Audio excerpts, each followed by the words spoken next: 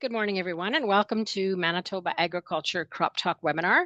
If you have any questions during the presentations today, please type them into the Q&A icon on your Zoom toolbar, and we'll get to them at the end of each presentation. This webinar is being recorded, and you will receive a link to the recording. Thank you. Thanks, Laurie. I'd like to welcome everyone to the July 3rd edition of Crop Talk. And for this Crop Talk, we're going to do a roundabout kind of a look at a lot of the crops, what we've been seeing in the field, what we kind of can expect in the next week to 10 days here from the growing conditions we have. We're going to look a little bit about the weather and some of the disease forecasting going on. And then, like I mentioned, we'll go through the different crops. Regarding the crop scouting panel, most of the members of the panel are involved in the crop diagnostic schools. So we aren't going to have the panel per se, but if there's questions that come up, I hope that I can help answer them today. And if not, we will forward them on to the panel and try to get them addressed for the next crop talk. So I guess pretty hard to start the crop talk without talking about the weather and the wet conditions we've been facing. It's kind of funny. We started the year off and there was a lot of talk about drought and you know what we should be watching for, and you know it's you know, conserve moisture, you know, don't work your land too much, and now we've seen probably at least one rainfall event every week, and some of them getting to be fairly large events. There was another one that went through this past week that dropped a fair bit of rain on several areas. And as you can see in some of the pictures I've taken here, we've got water laying in fields. We've got some yellowing starting to happen in some of the crops. You can see tracking in fields, and that's something that I've been seeing a lot of lately, where you see the sprayers going through and leaving ruts in fields. So this is going to be something we're going to deal with throughout the rest of the year. Even if it stops raining now, those ruts are going to be there till fall till we get a chance to clean them up. So I think the wet conditions are definitely creating some issues, and I think they're going to create issues as well through to the end of the year, because with wet conditions, we often get more things happening, like disease issues and just areas where the crop isn't able to survive the water and the standing water. So we're definitely going to see some fields that are going to be a reduction in yields because of the acres lost to the wet conditions.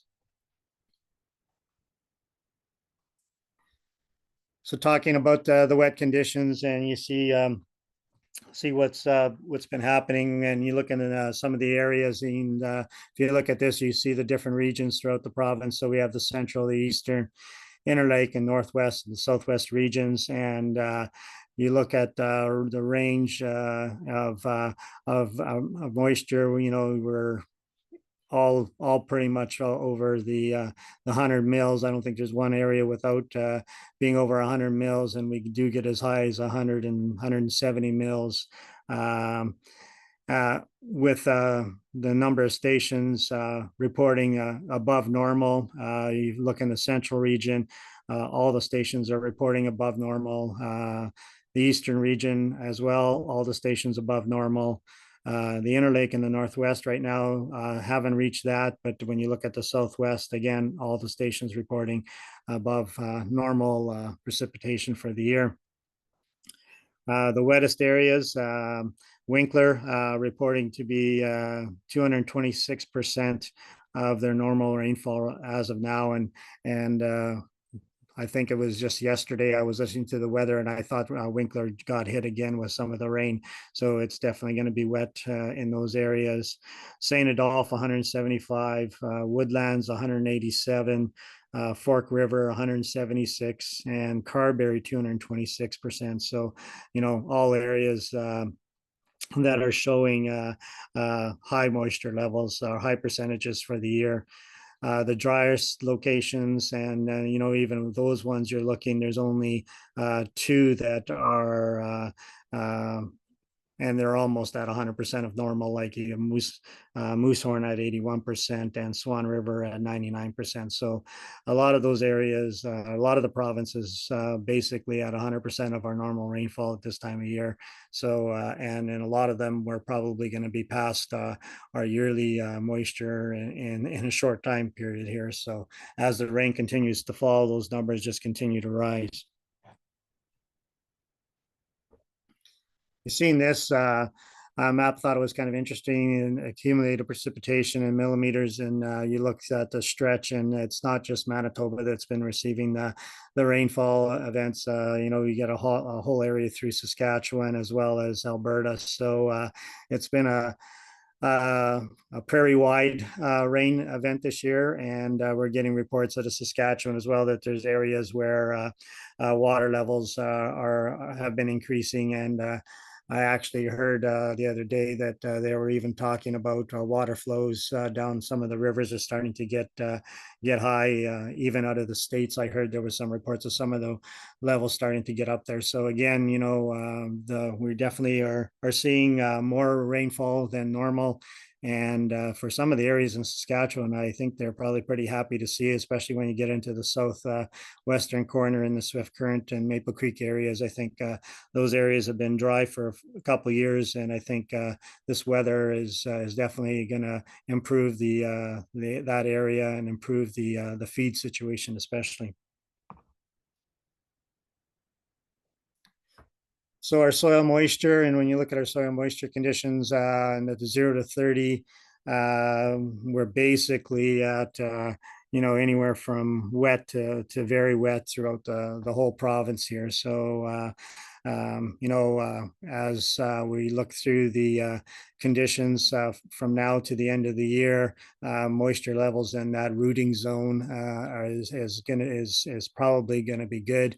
So really, what we need is some warmer weather, some heat to get some of these plants going and get growing, sort of thing. And even when you look from the 0 to 120, we're definitely in a situation where we're still rated as wet to very wet throughout the whole province. There's a couple of pockets of optimal, but I would say none to very few areas that are actually reporting dry. So, as a recharge, again, for talking at the beginning of the year, where we might be going into a year where we might be seeing some drought situations. I think the rainfall has definitely been a good recharge for the soil, and I think that's going to pay benefits in the years to come, especially if we do get into a dry cycle. But for right now, we definitely have some good moisture to get the crop through this year, as well as starting to build some reserves for the following years. When you look at growing degree days, you're looking at that's one of the things that we're probably lacking, and I think we can see that in a lot of our crops that are the heat loving crops. And you look at soybeans, you look at sunflowers, you look at corn, all those crops wanting heat to get going and wanting heat to grow. And I think we're definitely seeing that this year, where our heat units are down. And when you look at the following map, percent of normal, we're definitely in the lower ends of the heat units required, or we normally be at for this time of year. So that's probably the biggest issue we're facing right now. And as the days go on here, I think this is going to be, or could be, an issue that we look at as the growing season continues here. Even looking at the long range, we seem to be having a hard time breaking the 25-degree highs for the day. And I think one of the bigger concerns is our evenings. We're still, dropping down to 6 and 7 degrees Celsius in the evening. And I think, we definitely need our evenings temperatures to get, in that, not dropping below 10 degrees, just to, enable the plants to be growing for longer periods of time, and that way we'll be able to catch up with the growing season. So that's a bit of the weather situation, or what we've been seeing in the weather, and I think that's going to kind of play out for the rest of the season here, and it's going to be something that we'll probably be talking about as we go through. But let's get talking about some crops now. And one of the crops that has been doing okay is fall rye. It's definitely past the flowering stage and into the filling stage. So it definitely on excuse me, on its way, and looks good right now. If one comment I can make about fall rye is that right now it is looks a little on the thin side. It seems like a lot of the crops I've been in, the didn't maybe till her out as well as it normally does. So I see a lot of crops that maybe aren't as thick as I would normally see them. And this way it's looking like right now I would say probably about an average yield potential right now. I haven't been in all the fields, but in the fields I've been in, I don't see a lot that's going to be the bumper crop. I see a lot of average crops out there right now. When you look at the winter wheat, it's heading right now. It's in most cases it's done flowering. Most producers have applied fungicide for disease control and for fusarium. So I think we're past the stage of having to be too concerned about much else with winter wheat besides it just finishing off for the year here. It's looking fairly decent. It's definitely thicker than some of the fall rye crops I've been in, and has some good potential right now. It definitely has the moisture, and if the nutrients are there, we could see some good yields in winter wheat. The fields I've been in, leaf disease is there, but it's not severe yet. And so as long as we got our fusarium application on and good timing, then I think we could see some good yields in winter wheat.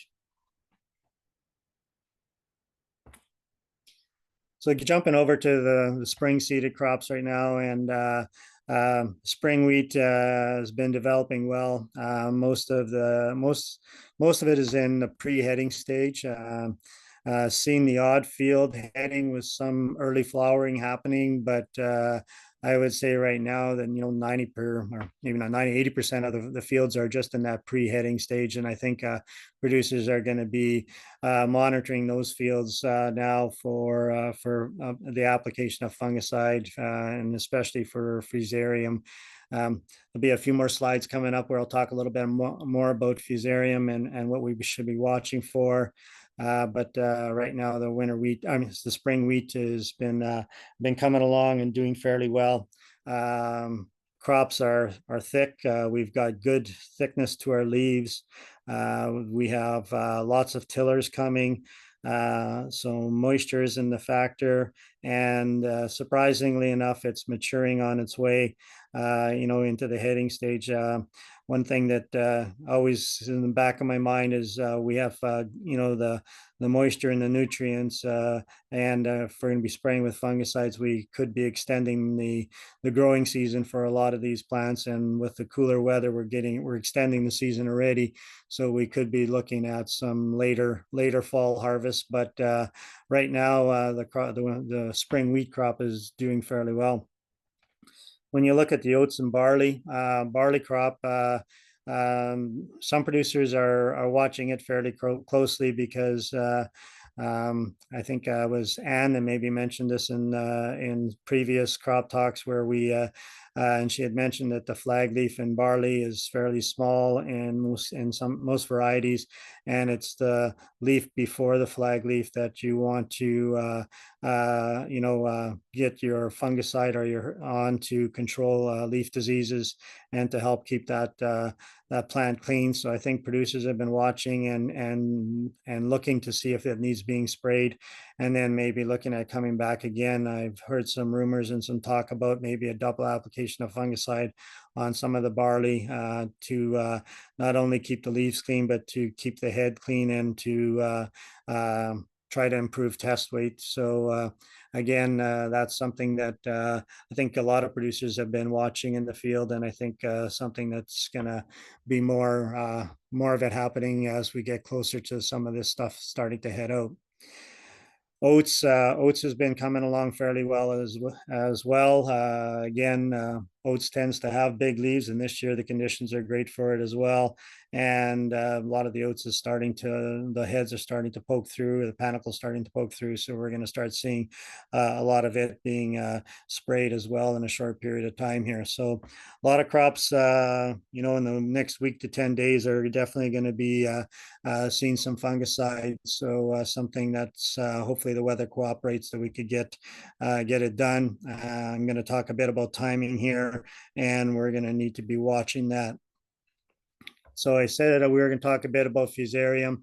This is the map from yesterday and so this is what our conditions were like for fusarium, and I just put Brandon wheat as the variety. And when you look at I guess most of the southwest anyways, we're in a high rate of our rate for fusarium, but if you're not in high, we're in moderate. So these conditions are changing quite a bit. So every map seems to be a little bit different, but every day it'll be a little bit different.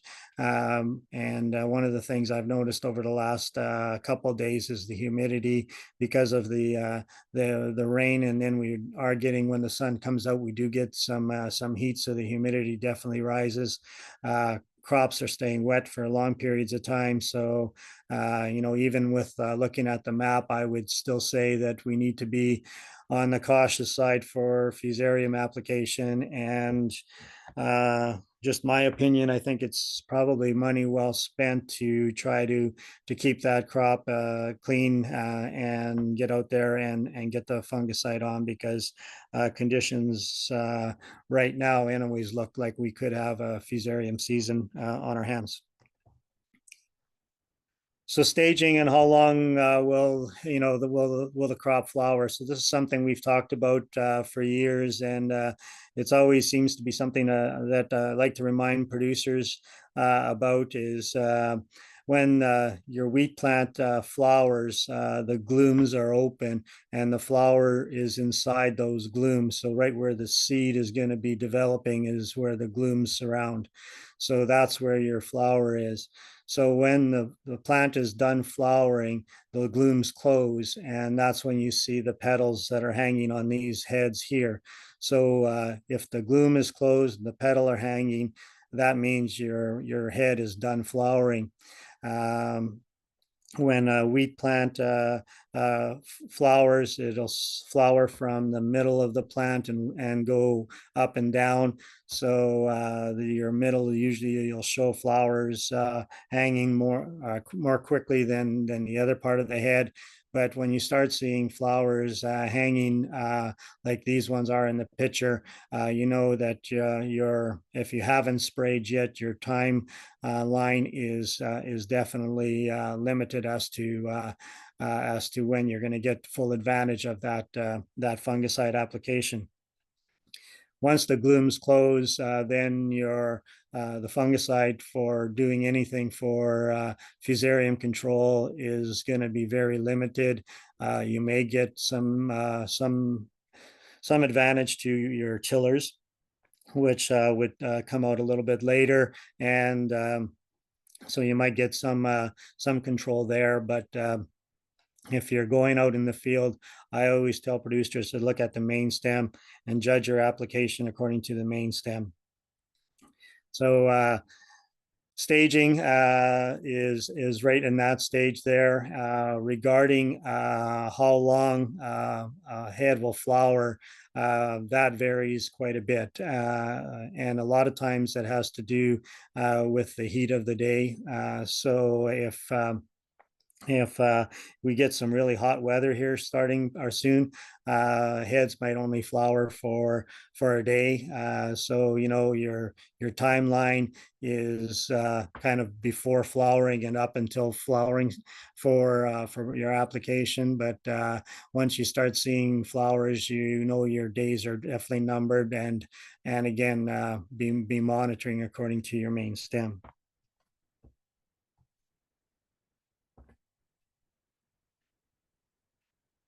One of the things that I've been seeing or hearing and with talking to producers is because of the wet conditions. I'm not going to say panic. I'm just going to say that producers have been eager to get when they can get in the field to get in the field and get stuff done.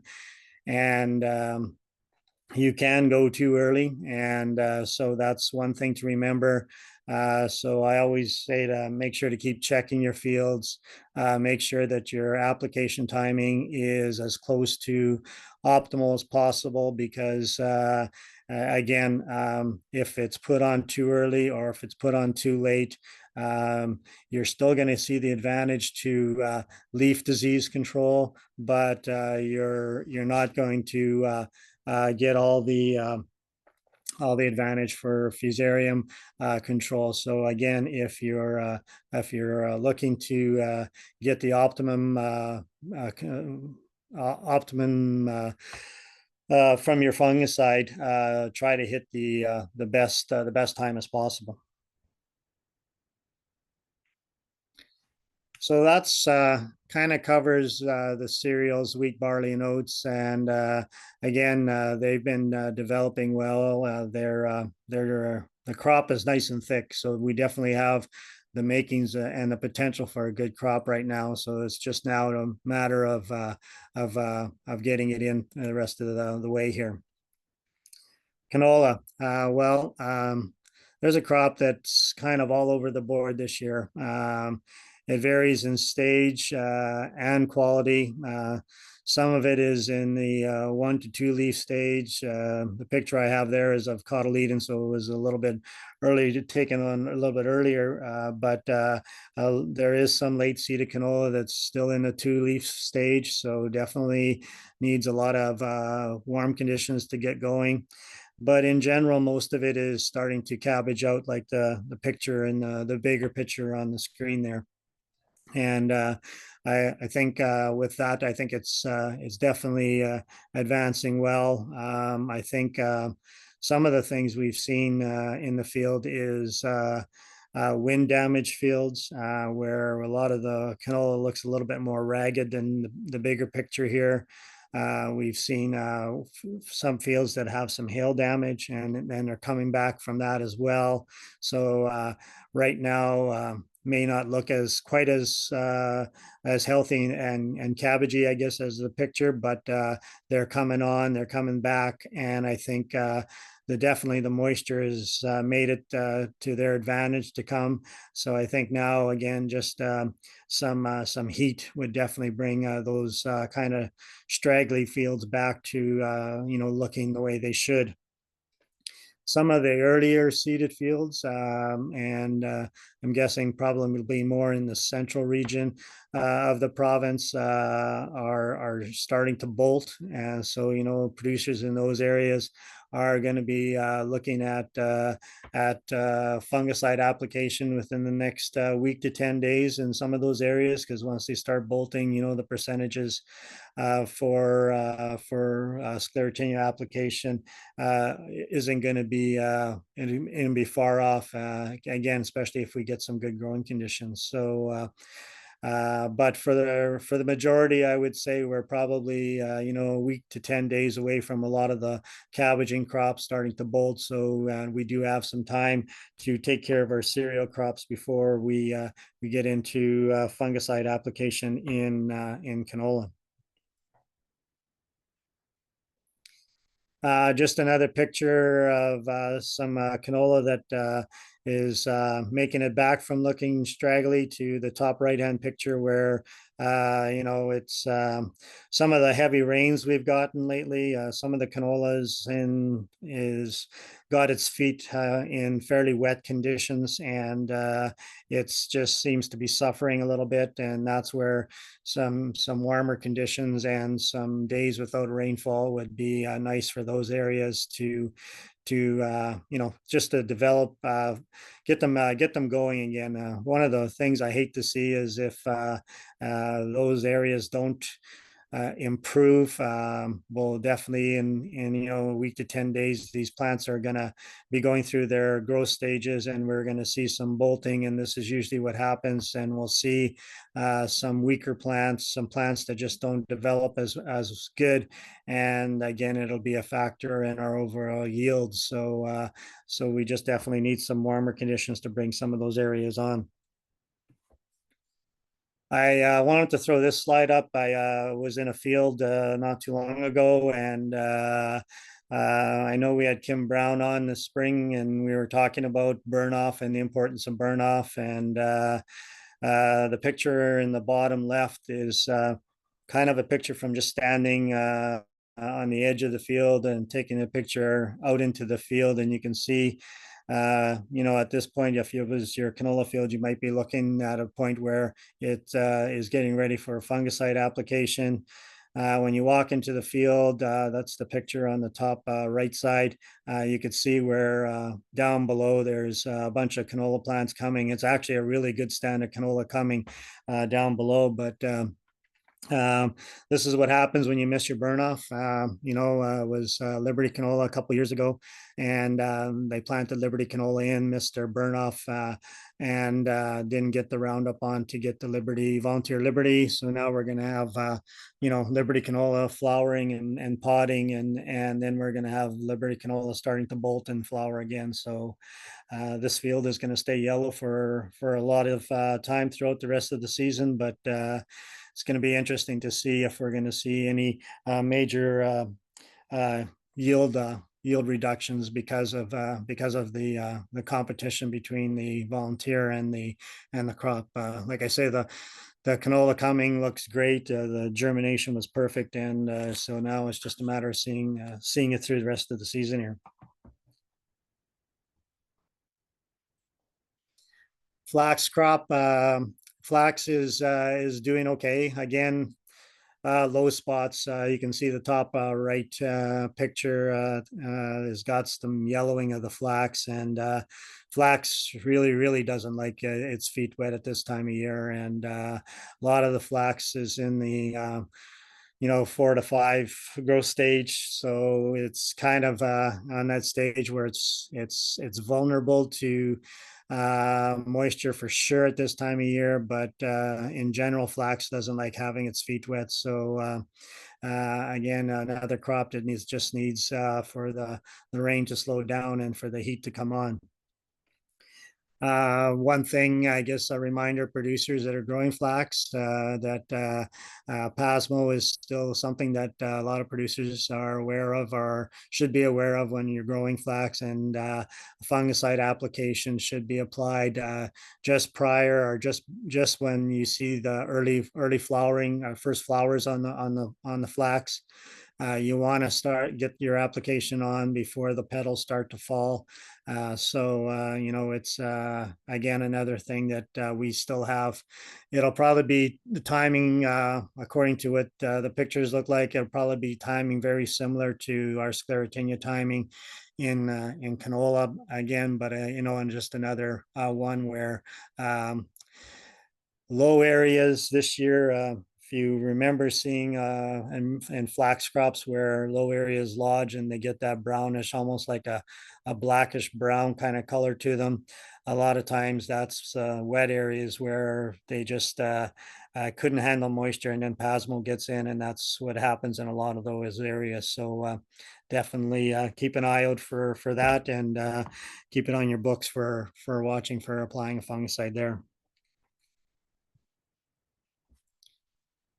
Uh, when we were talking about cereals, I missed grain corn, so I got the slide in here.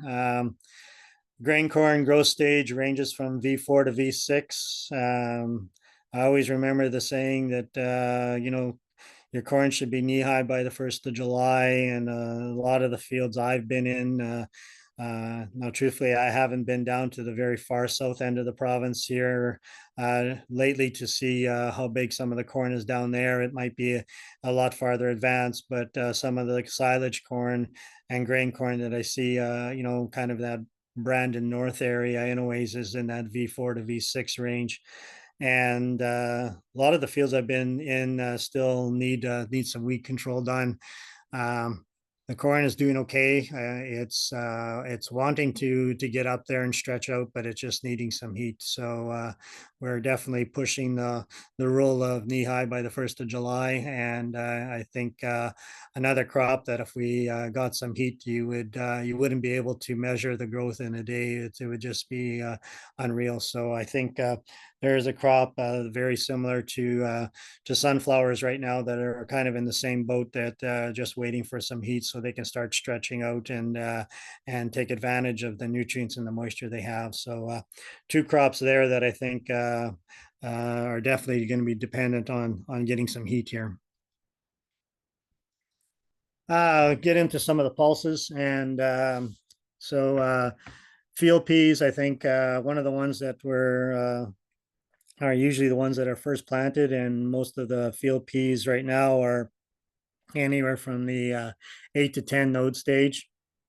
Um, some early seeded peas, we are starting to see some flowers starting to show up on them, and some fungicide application occurring in some areas. But I would say right now a lot of producers are watching closely and are getting prepared to spray. But I think peas are probably the first one on the list, even ahead of our spring wheats, for getting some fungicides on for disease control.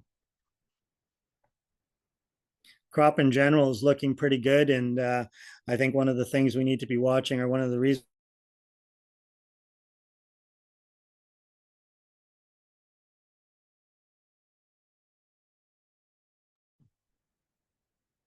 Okay, I think we've lost Lionel's audio.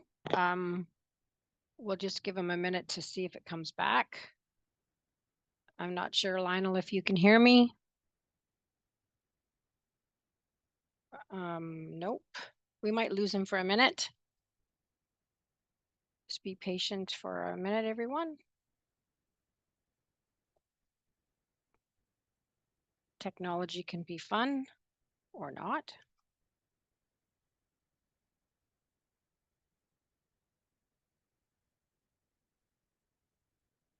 Oh, we'll just give him 1 minute to come back. Looks like his computer may have crashed.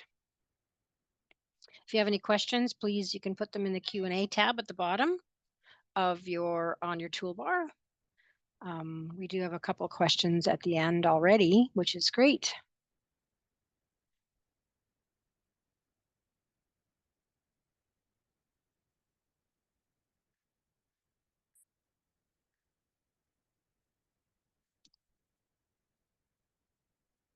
Give him a couple more minutes here. If we don't get to your questions today, if our technical difficulties remain, we will email you your answers, as we'll have that information on our registration.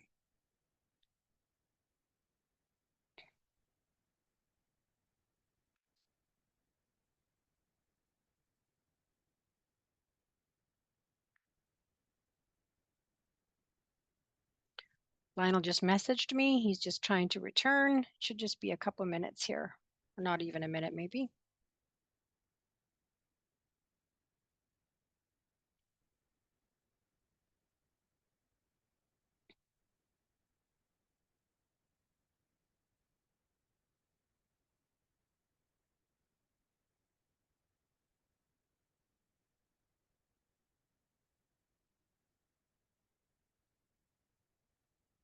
Apologize again for this.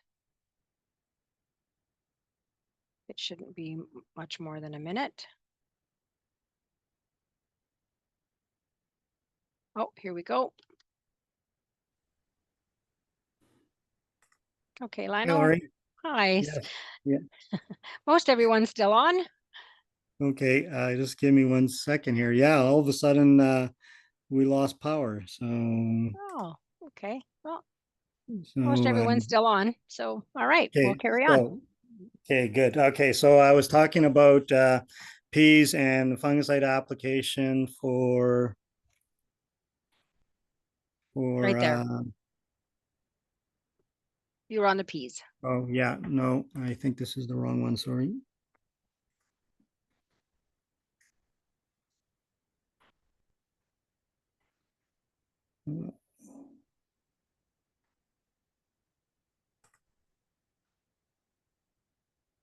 I clicked on the wrong screen. There's this one.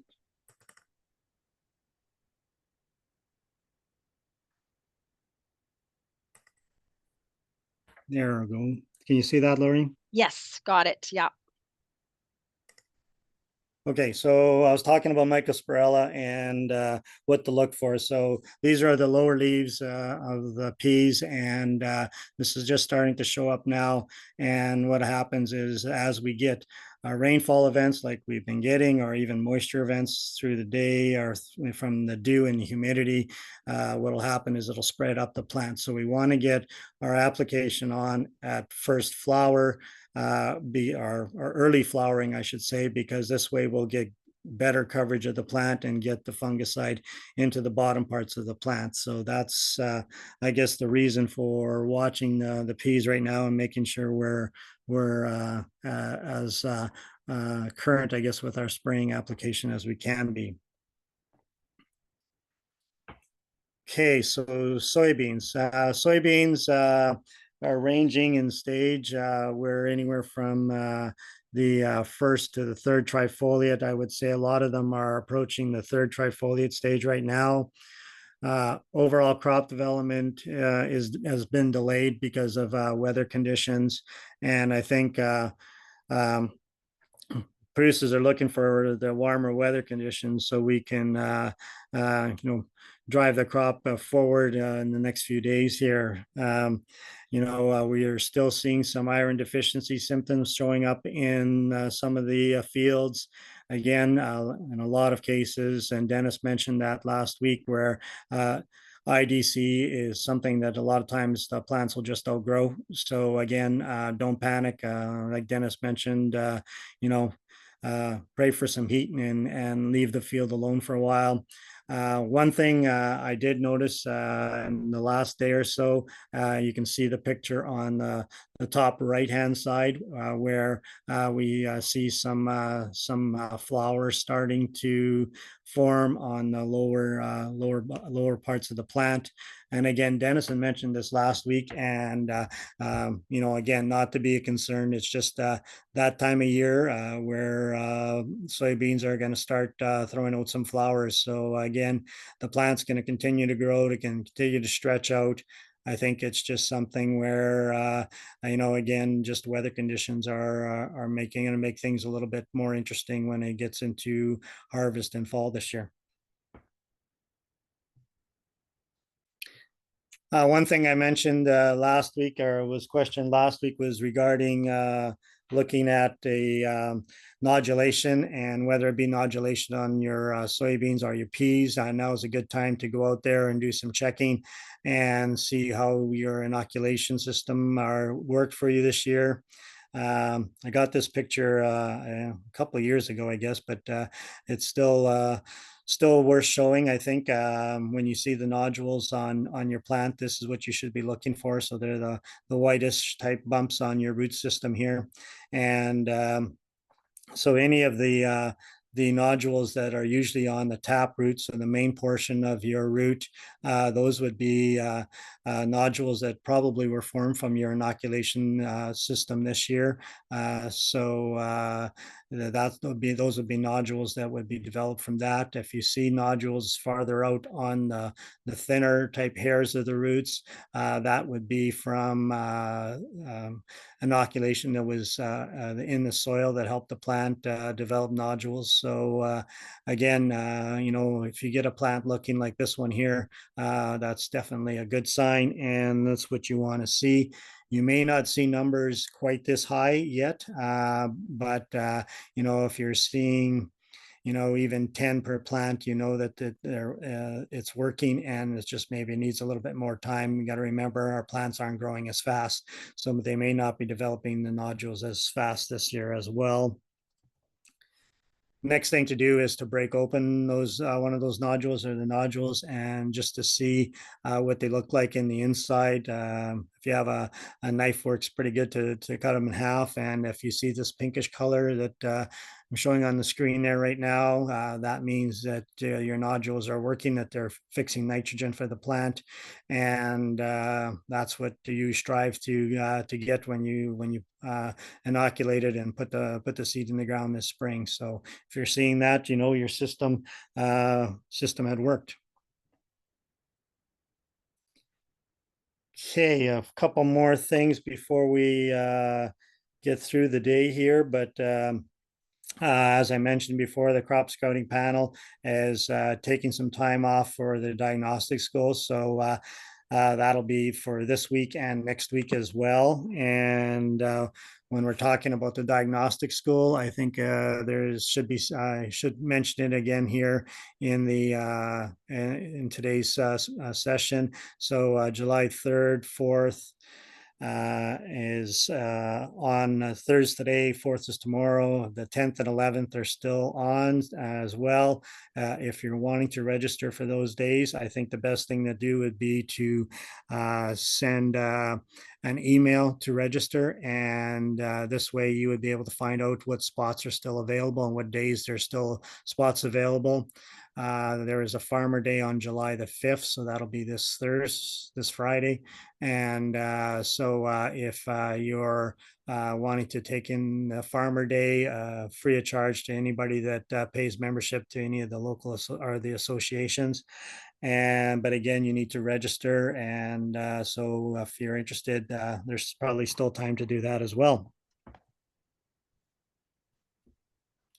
Going to mention the diversification centers and their upcoming tours. The Wado tour taking place on July 25th. The Wado is in Melita. The Passé is in Arborg, MCDC in Carberry, and PCDF is in Roblin. So they're on the 31st, the August 7th, and August 8th, and we're going to be we're lucky to have two of the on the next two episodes of Crop Talk. We're on July 10th and the 17th.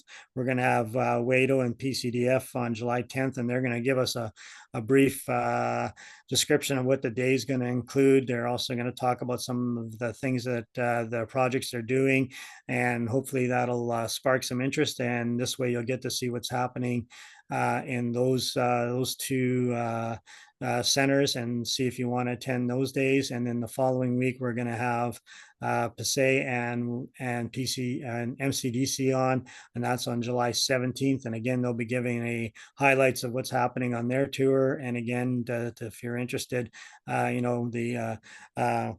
you want to attend those as well. There's the contact people and locations. So if you're wanting to pre-register, or if you're wanting to ask some questions regarding some of the projects, especially if after we hear their presentations in the next two crop talks, we definitely give them a call, and they can let you know what's happening. Field crop production guide. I think the biggest thing there right now is going to be the fungicide part of the book. So I think producers need to be checking in as to which fungicides, which timing, and for application, and water volumes and rates. I think all that stuff is going to be really important. So make sure you grab one of those books if you don't have one right now.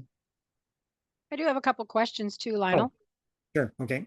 All right. So my first question is, can you repeat about the best window time for the fungicide application in wheat is? Okay, so for wheat, for if you're spraying I guess there's two things to look at in wheat. I've had some producers talk to me about spraying for, and we had David Kaminsky on last week talking about tan spot and septoria, and even there's been some discussion regarding rust. So if you're worried about leaf disease, flag leaf timing is probably the best time for that application. But that is not going to do anything for you for spraying for fusarium. Fusarium, you need to be able to get the fungicide on the head when the glooms are open for at flowering time. So if you're wanting to spray for fusarium, that would be the timing. So as the heads are emerging, a lot of times what I like to tell producers is when you see that flag leaf and you look at the pictures now, the flag leaf is kind of curled inwards. A lot of times when the head comes out, that flag leaf turns the opposite direction. So it's facing upwards and the head's coming out. So a lot of times I'll tell producers that's kind of one of your the beginning timings for starting to spray for fusarium control. Um, when you're spraying for fusarium, the fungicide you're spraying will help in leaf disease as well.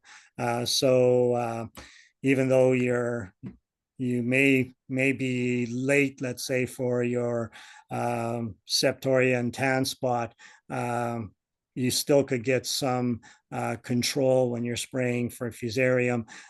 It's not a curative, but it'll slow it down. So again, that's something where, you need to be, as I mentioned, you need to be watching your fields and monitoring your fields. Okay, great. Got another one here. For soybeans, would you recommend spraying Viper on them, given they are already stressed, or an alternative chemical? Okay, good question as well. We kind of talked about that a bit last week, and I think one of the things you need to be watching is uh, I think David mentioned it was Dennis mentioned was the flowering. So if you're starting to see flowers starting to come out on your soybeans, you maybe should be looking at a different product, maybe something that's maybe not quite as strong.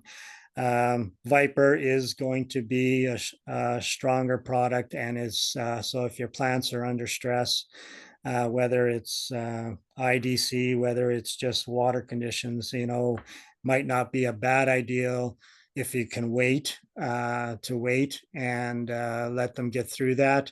But a lot of the problems we're seeing right now is you can't wait because we're getting closer and closer to that flowering time period, and a lot of the weeds are starting to get bigger as well. So that window is really, really starting to close on that product. So I think you really need to be, again, checking your book to see the application timings. They'll definitely have when it's too late to be putting it on. But I don't think you want to be stressing your plants as much anymore right now. That's for sure. All right, so I have one more, and you're going to have to put your weed control hat on for this one. I scouted a crop of sunflowers that was in the V1 growth stage. It has big broadleaf weeds. Is there any treatment available for controlling the weeds in the R1 stage for sunflower? Okay. We could always send that off to Kim. I have the Yeah, I'm email for that. just trying to think here once. I would. Um, I'm going to have to double check on that one. And yeah, so if you could send me the contact person as well as Kim, and then we'll get back to them. Kim probably tomorrow morning because she's at the diagnostic school. And if I can get it, I'll try to get back to you later on today as well. Perfect. I'll do that. And those are the questions. Okay, great. I think I was here, the hay listing. I was just going to mention regarding the hay listing and that it's available and that If you're going to be putting up hay, which has almost been impossible this last little while here, if you can put some up and definitely can get good quality, then I think there's probably going to be a good market for it. So definitely keep an eye on our hay listing if you're looking to buy or if you're looking to sell. Crop residue burning, I'm pretty sure is going to start in August, so that's not too far away. Our crop production extension specialist. There's our contact information. So again, if you have questions, please feel free to call any one of us and hopefully we can give you a hand. Our livestock people, again, with haying being maybe a little bit of an issue right now, might be some things or questions you might have for putting up hay. MASC Service Center, there's the contact information. I'm not 100% sure, but I thought July 2nd was the deadline for your seeded acreage report. So if you haven't filled it out yet, definitely give the officers a call to find out, and we'll go from there. And my information, as well as Laurie's in contact information. I'd like to thank everybody for attending. Join us next week where we'll be having some updates from WADO and the PCDF, Parkland Crop Diversification Center, and regarding their tours coming up. So thanks for attending and see you again next week.